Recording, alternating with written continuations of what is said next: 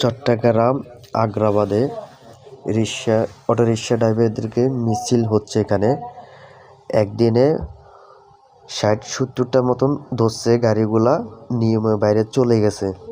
এর জন্য এখানে মিছিল করা হচ্ছে। যে এখানে চারিদিকে অনেক গাড়ি, একটা গাড়ি কোনো জায়গা যাচ্ছে না। এখানে অটোরিকশা ড্রাইভারগুলা হরতাল দিয়েছে এখানে।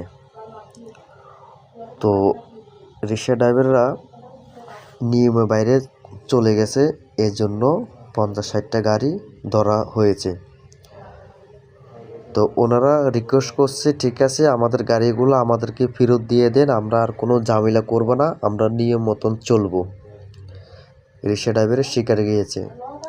পুলিশ বলতেছে, ঠিক আছে আপনাদের গাড়িগুলো আমরা ফেরত দিয়ে দেব। পাবলিকে গাড়ি, অনেকগুলো গাড়ি আছে, এদেরকে যাওয়ার জন্য দিয়ে দেন। ওনারা চাচ্ছে আমাদের গাড়ি এখন লাগবে, এখন দিয়ে দেবেন।